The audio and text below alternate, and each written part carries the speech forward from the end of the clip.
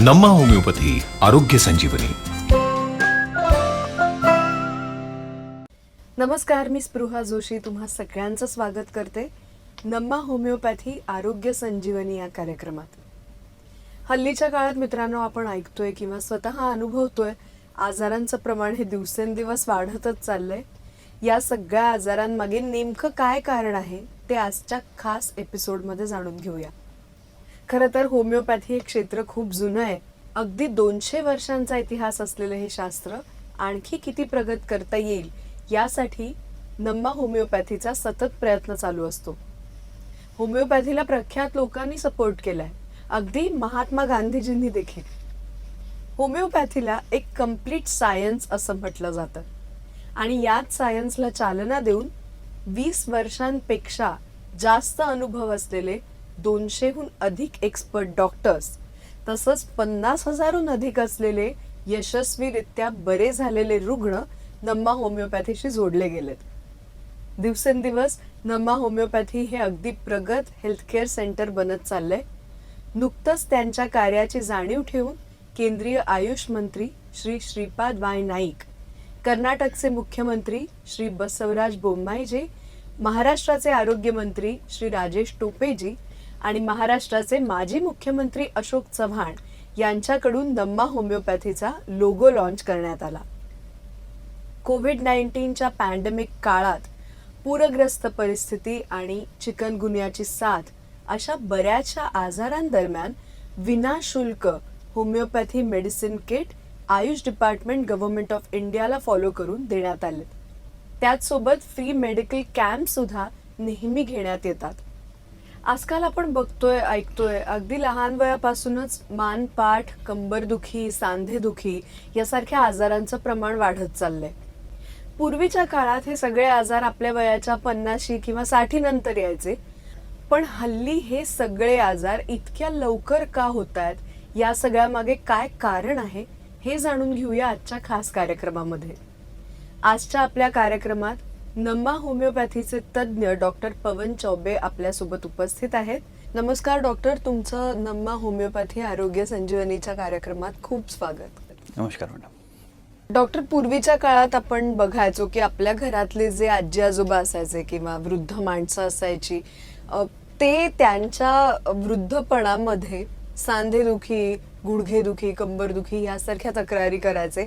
पण आजकाल आपण बघतो की अगदी तरुण वयातच कित्येकांना या सगळ्या व्याधी जडलेल्या असतात. तर हा जो संधिवात आहे तो नेमका काय आहे, तो कशामुळे होतो, या सगळ्याबद्दल तुम्ही आम्हाला प्लीज मार्गदर्शन करा. जेव्हा संधिवात म्हणजे कसं, जेव्हा सांध्यांचं दुखणं किंवा त्यांच्यामध्ये सूज येणं त्याला संधिवात म्हणतात. सांध्या म्हणजे जे आपले जॉईंट्स असतात ते 2पेक्षा जास्त हाडांचं मिळून त्याच्यात लिगामेंट आणि मसल्स जेव्हा जॉईन होतात त्याला जॉईंट्स म्हणतात. आणि त्या जॉईंट्समध्ये इन्फ्लामेशन, त्याच्यामध्ये दुखणं, त्यांच्यामध्ये सूज येणं त्याला संधिवात असं म्हणतात, म्हणजे आर्थरायटिस. तर आजच्या काळात जसं आपण बघितलं की हे कोविडची सिच्युएशन जशी जेव्हापासून आली आहे तेव्हापासून लोकांचं वर्क फ्रॉम होम किंवा घरी राहून जास्त कामं करायचं चालू झालं आहे. स्कूलचं वगैरे पण बंद झालं आहे, त्याच्यामुळे सगळं घरून होत आहे.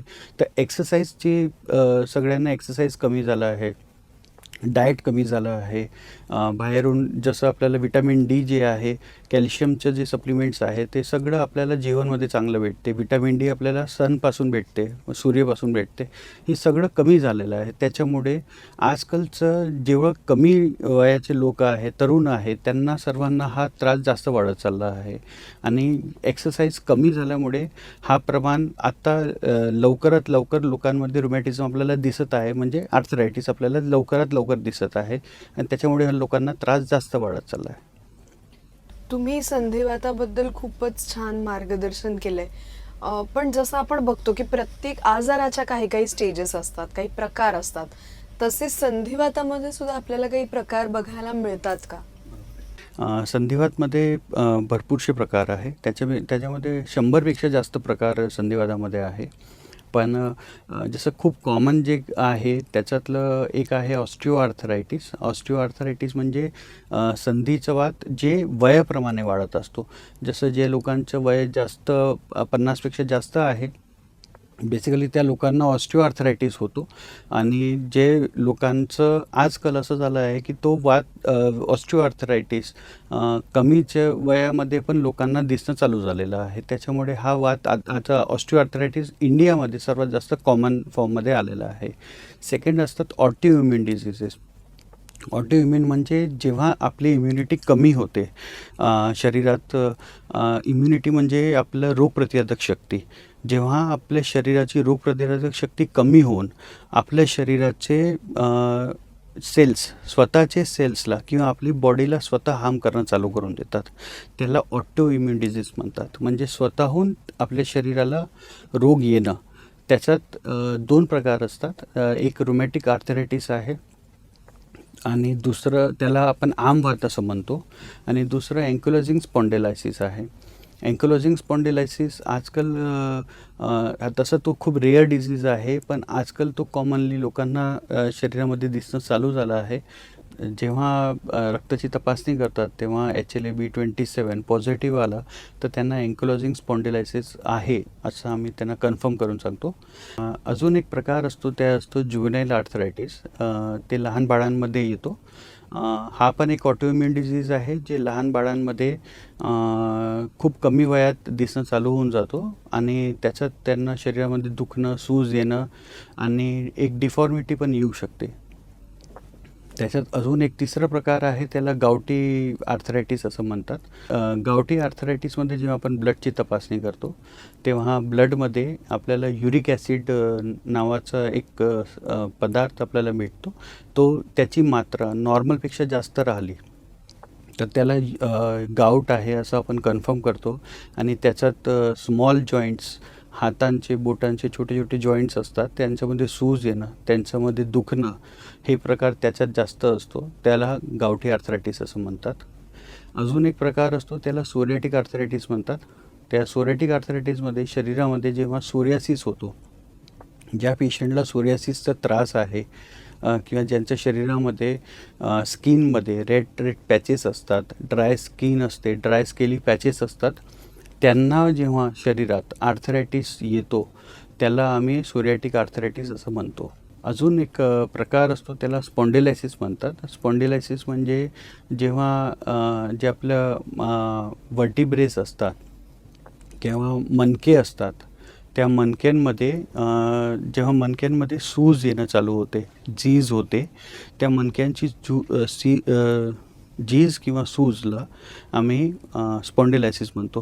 ते 2 प्रकार येतात. एक तर सर्वायकल स्पॉन्डिलायसिस, जेव्हा मानेच्या मणक्यांमध्ये त्रास होतो, सूज येते, गॅप येते, त्रास होतो, त्याला सर्वायकल स्पॉन्डिलायसिस.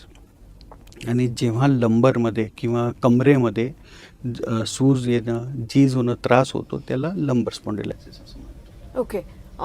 मुळात आजकालची जी सगळी आपली सगळ्यांचीच जीवनशैली झाली आहे, ताणतणाव वाढले आहेत, त्याच्यामुळे बरेचसे आजार आसपास आपल्याला वाढलेले दिसून येतात.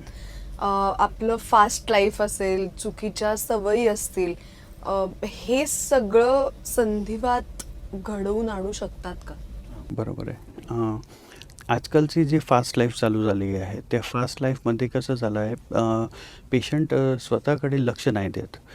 त्यांची डाएटची हॅबिट्स वगैरे कमी झाली आहे, प्रॉपर डाएट्स नाही घेत, रेग्युलर एक्सरसाइज नाही आहे, डाएट्समध्ये त्यांचं कन्झम्पशन सॉल्ट्सचं जास्त आहे, अल्कोहोलचं आहे, स्मोकिंग आहे, स्ट्रेसची लिव्हिंग आहे, खूप जास्त स्ट्रेस घेत आहे. त्याच्यामुळे पण त्यांना हा त्रास लवकरात लवकर आमच्या शरीरामध्ये येत आहे आणि त्यांच्यामुळे त्यांना आर्थरायटिस होण्याचे चान्सेस आहे.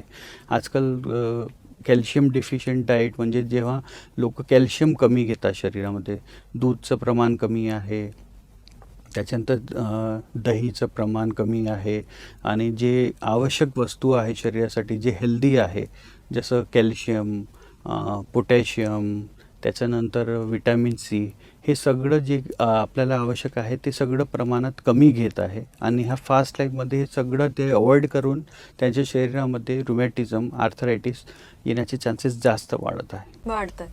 सो जसं मगाशी तुम्ही म्हणालात की गेल्या 2 वर्षांपासनं वर्क फ्रॉम होम असेल किंवा अतिरिक्त प्रमाणात वाढलेला आपल्या सगळ्यांचाच मोबाईल्सचा किंवा गॅजेट्सचा वापर असेल, या सगळ्या गोष्टींमुळे सुद्धा कित्येकांना मानदुखी सारखे आजार व्हायला लागलेत. तर हे सगळं कशामुळे होतं किंवा हे टाळण्यासाठी आपण काय काय करू शकतो? जसं आजकाल आपण पाहिलं की कोविडमुळे सर्वांचं वर्क फ्रॉम होम चालू आहे. तर सगळं मोबाईलचं यूज वगैरे जास्त वाढलेलं आहे. त्यामध्ये काय होत आहे, जे त्यांचं सिटिंग पोस्चर जे आहे ते प्रॉपरली नाही आहे. सिटिंग पोस्चर वगैरे प्रॉपरली नसताना मानेमध्ये त्रास होणं, त्यांचं मानचं प्रॉपर राहणं नाही होत आहे. त्याच्यामुळे ते मानेमध्ये त्यांचं गॅप येणं चालू होत आहे, मानेमध्ये दुखणं चालू होत आहे. जास्त लॉंग सिटिंग एकाच जागेला बसून ते सगळे कामं करत आहे, त्याच्यामुळे लंबरचा प्रॉब्लेम होत आहे. त्याला लंबर स्पॉन्डिलायसिस, मानेमध्ये जे त्रास होत आहे त्याला सर्वायकल स्पॉन्डिलायसिस म्हणत आहे. तर ते त्रास त्यांचा वाढत चालला आहे. त्याच्यामुळे चक्कर येणं, मानेमध्ये त्रास होणं, गॅप होणं, त्याच्यानंतर मानेपासून हातापर्यंत त्रास दुखणं, कमरेपासून पायापर्यंत, टोंगळ्यांपर्यंत दुखणं, हे सगळं प्रकार लंबर स्पॉन्डिलायसिसमध्ये येत आहे. आणि आजकाल जास्त long sitting job, long working बसून जॉब होत आहे त्यांचं.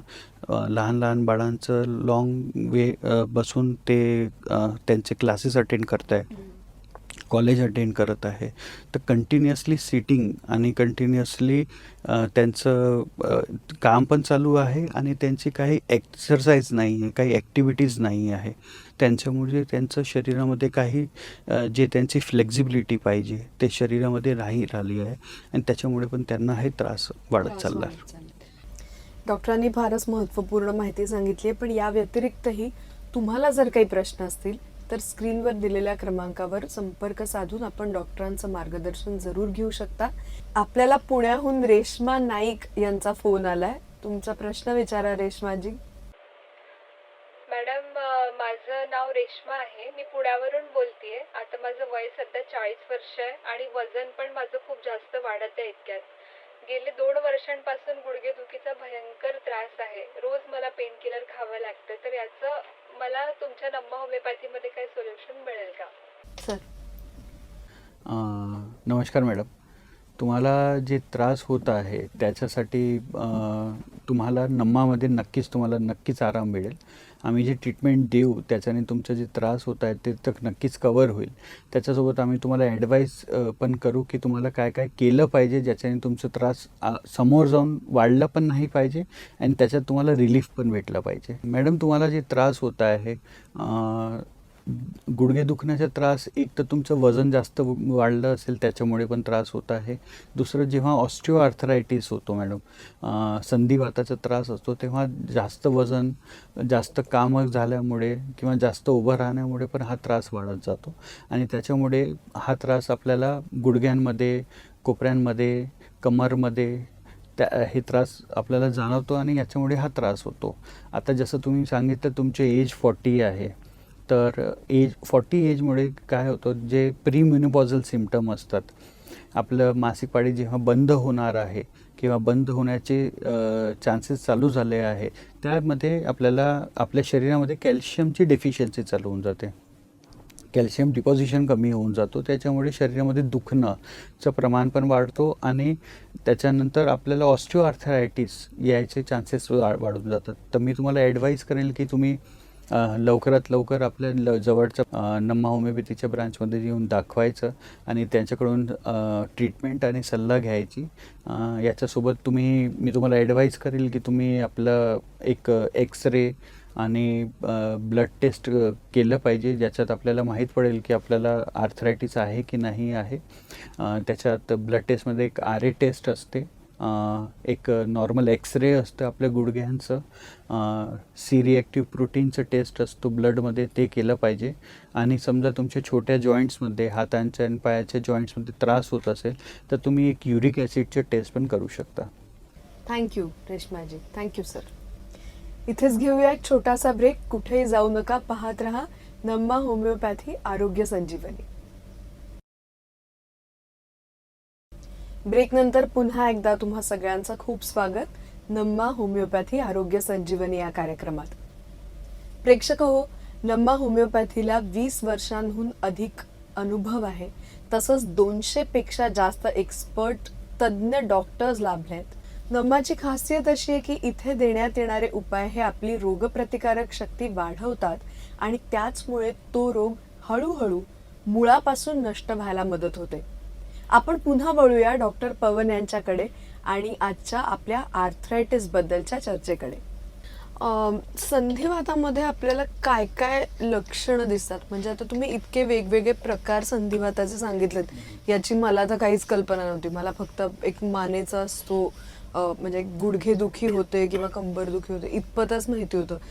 पण आजाराच्या प्रकारानुसार जसं तो प्रकार बदलतो तशी काय काय वेगळी लक्षणं बघायला मिळतात त्या आजाराला? जसं आपण ऑस्टिओआर्थरायटिस घेतलं, जे ऑस्टिओआर्थरायटिस असतात त्याच्यात काय असते, शरीरामध्ये एक जे आपले गुडघे आहे, आपला कोपरा आहे, आपला खुबा आहे, टोंगडे आहे, याच्यात जीज निर्माण होणं चालू होऊन जाते. जेव्हा ते जीज निर्माण होणं चालू होऊन जाते त्याच्यानंतर काय असते, ते जीजमुळे त्यांना डिजनरेटिव्ह चेंजेस येतात, हळूहळू चेंजेस येऊन लागतात.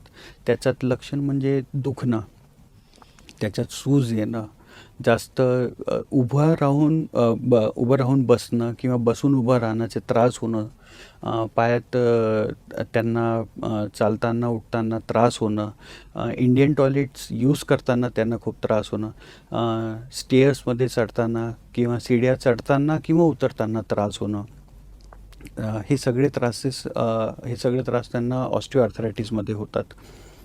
रुमॅटिक आर्थरायटिस जे असतो मॅडम, तो ऑटोइम्युन सांगितलं मी तुम्हाला. ते ऑटोइम्युन म्हणजे त्यांचं शरीरामध्ये इम्युनिटीमुळे त्रास होणं. तर त्याच्यामुळे याचे लक्षणं लवकर येतात आणि जास्त प्रमाणात येतात. त्याच्यामध्ये पण शरीरात दुखणं, अंग त्यांचं गरम असतो, त्या ठिकाणी त्यांना दुखतो, त्या ठिकाणी लालसर होतो, दुखणं, सूज येणं, हे त्रास असतात. आणि त्याच्यानंतर त्यांचं शरीरामध्ये इलॅस्टिसिटी, फ्लेक्सिबिलिटी जी असते ते कमी होऊन जाते. अंग अकडतो त्यांचं लवकर, जास्त बसल्यावर ते उठू नाही शकत, त्यानंतर त्रास जास्त होत होतो. त्याच्यात गाऊट असतो. आता गाऊट म्हणजे गाऊट आर्थरायटिस, त्याच्यात हाताची बोटं, पायाची बोटं, त्यांच्यामध्ये त्रास होणं, त्यांच्यामध्ये सूज येणं, ते प्रकार जास्त असतो. सर्वात जास्त कॉमनली आपल्याला पायाची जी बोटं असतात त्याच्यामध्ये सूज असते. तेव्हापासून आपल्याला थोडंसं कळणं चालू होऊन जाते की आपल्याला गाऊटमध्ये शक्यता आहे आणि ते गाऊट होत आहे आपल्याला. त्याच्यामुळे पायाची सूजकडे लक्ष द्यावं लागते. हातांचे बोटमध्ये सूज येणं हे खूप कॉमन कॉजेस आहे. ते स्मॉल जॉईंट्स, हातांचे किंवा पायाचे जे स्मॉल जॉईंट्स आहे त्यांच्यामध्ये त्रास सर्वात जास्त गाऊटचा असतो.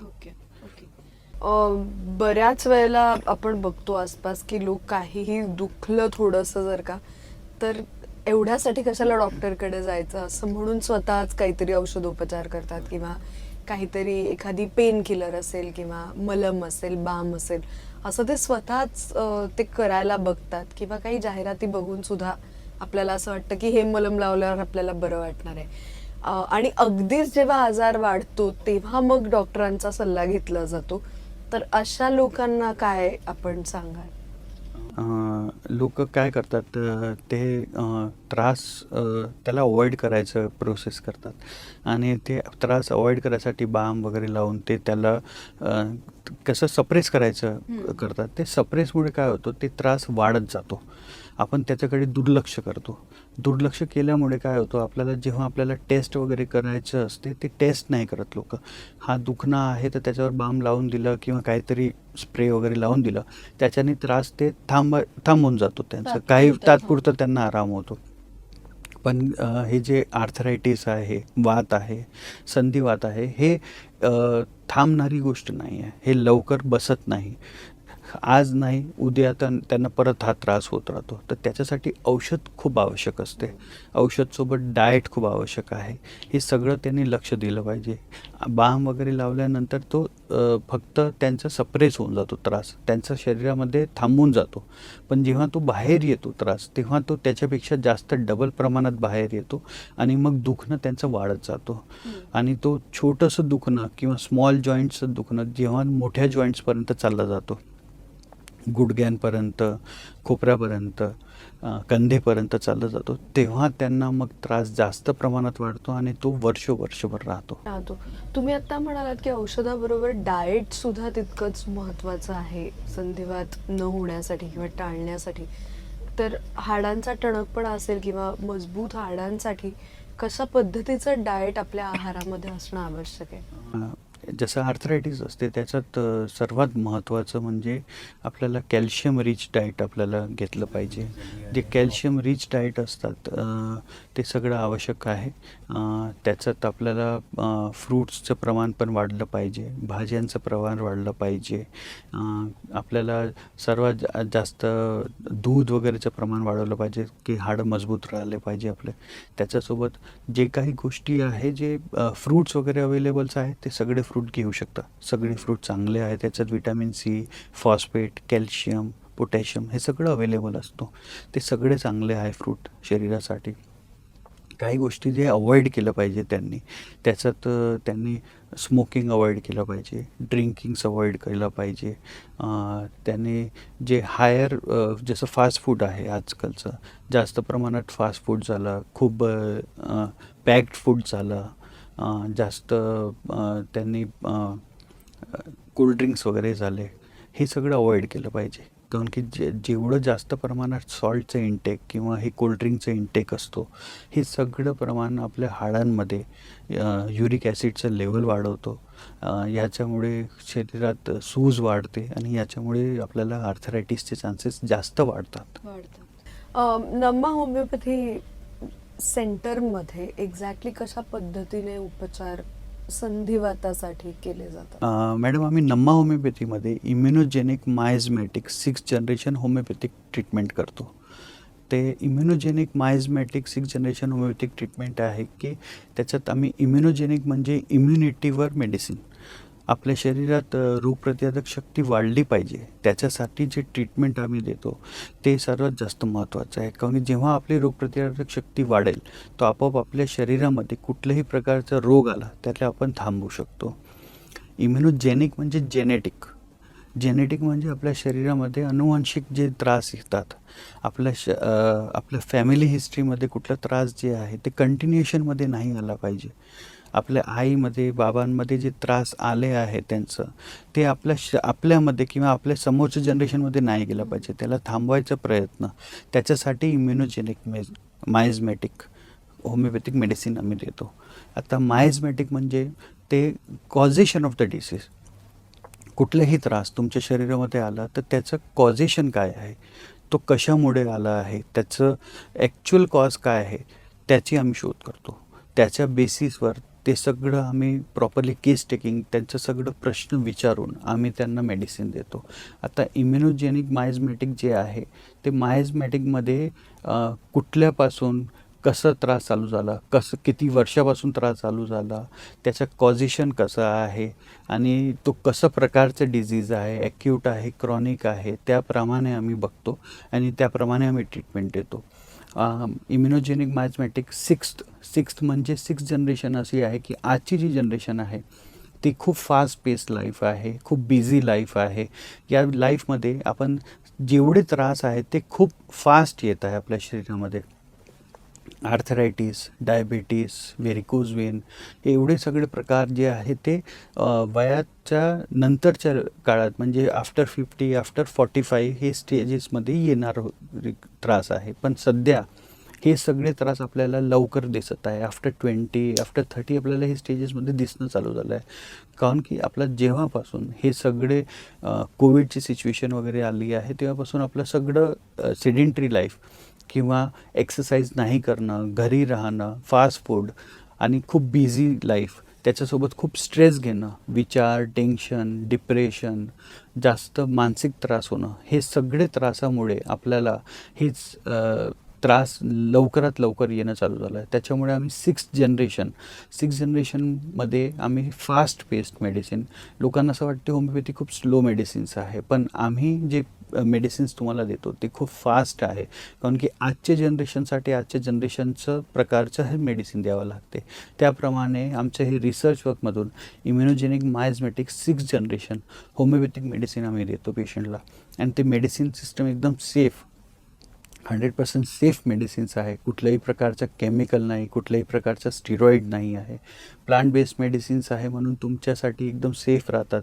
आमच्या औषधचं जे सिस्टम असतो ते एवढं सेफ आहे की तुम्ही समजा कुठल्या प्रकारचं ॲलोपॅथिक मेडिसिन घेत आहात किंवा कुठल्याही प्रकारचे ॲलोपॅथिक ट्रीटमेंट चालू आहे तुमचं आणि तुम्हाला ते कमी करायचं आहे आणि त्याच्यासोबत आमचं होमिओपॅथिक ट्रीटमेंट घ्यायचं आहे की तुम्हाला ते त्याच्यापासून निदान पाहिजे, तर त्याच्यासाठी पण आम्ही आमचं होमिओपॅथिक ट्रीटमेंट त्याच्यासोबत चालू करून तुमचं ट्रीटमेंट कमी करून तुमचं ट्रीटमेंट देऊन तुम्हाला जे ॲलोपॅथिकचं ट्रीटमेंट आहे त्याला कमी करायसाठी पण हेल्प करतो आणि तुमच्या शरीरामध्ये कुठल्याही प्रकारचा त्रास असेल त्याला पण कवर करायचं प्रोसेस करतो. डॉक्टरांनी फारच महत्त्वपूर्ण माहिती सांगितली आहे, पण या व्यतिरिक्तही तुम्हाला जर काही प्रश्न असतील तर स्क्रीनवर दिलेल्या क्रमांकावर संपर्क साधून आपण डॉक्टरांचं मार्गदर्शन जरूर घेऊ शकता. डॉक्टर पवन यांनी फारच उपयुक्त माहिती दिली आहे. मित्रांनो, जर तुम्हीही तुमच्या दीर्घकाळ चालत असलेल्या आजाराने त्रस्त झाला असाल तर नक्कीच नम्मा होमिओपॅथीला संपर्क साधा. नम्मा होमिओपॅथी पोर्टल आपल्याला ऑनलाईन सेवा देखील पुरवतं, जिथे तुम्ही जगाच्या कोणत्याही कोपऱ्यात बसून ऑनलाईन कन्सल्टेशनचा लाभ घेऊ शकता. याच सोबत आज इथंच थांबूया. पुन्हा भेटूया एका नवीन आजाराच्या उपचाराबद्दल चर्चा करण्यासाठी. तोपर्यंत नमस्कार. चला. रवी दादा, आज आणखी ना आली? अगं त्यांना चक्कर आली. कशी काय? अगं त्यांचं वजन जास्त ना, त्यात त्यांना लय प्रॉब्लेम होते. पाय दुखायचे, श्वास घ्यायला त्रास व्हायचा, ते थायरॉइड की काय म्हणतात ना ते पण होतं त्यांना. म्हणून मग त्यांना हॉस्पिटलला नेले. शुद्धीवरच येत नव्हत्या. पण मग अशा वेळी आपण काय करायचं? काय नाही, हार्टची टिकटिक चालू आहे का नाही ते बघायचं. कशी आहे माझी प्रिन्सेस?